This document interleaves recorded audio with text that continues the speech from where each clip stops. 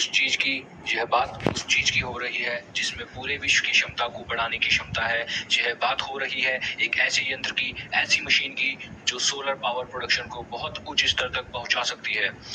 यह केस चल रहा था दो कंपनियों के बीच, जिसमें एक कंपनी खुद को उस मशीन का मालिक बता रही थी और क्लेम कर रही थी कि इसका उस कंपनी के नाम पर ही है, जबकि दूसरी कंपनी बोल रही थी कि उसने कॉपीराइट क्लेम किसी तीसरी कंपनी से खरीदा हुआ है।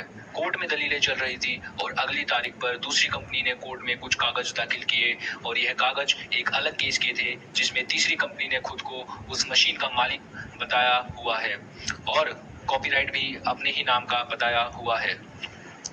कहानी में ट्विस्ट आया और यह ट्विस्ट है कि मशीन एक ही है पर इसको दो कंपनियां अपना बता रही हैं और दोनों कंपनियां अलग अलग कोर्ट में केस चला रही हैं।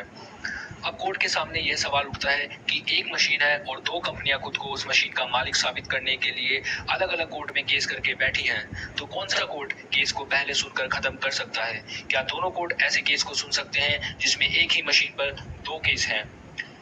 ऐसी स्थिति में सेक्शन 10 सीपीसी क्लियर करता है कि अगर सेम इशू को लेकर दो कोर्ट में केस चल रहे हैं तो जो केस पहले किया है पहले उसकी सुनवाई पूरी हो और तब तक के लिए दूसरे केस को रोक दिया जाए। ऐसा इसलिए कि अगर एक इशू पर दो जजमेंट आ गए तो हो सकता है वो एक दूसरे के साथ कन्फ्लिक्ट करे और कानून का सही विश्लेषण ना हो पाए। सेक्शन 10 सीपीसी रोकता है ऐसे मामलों को जो दूसरों को तंग करने के लिए डाले गए हों और कोर्ट्स को डुप्लीकेट मामलों के भार से भी बचाता है।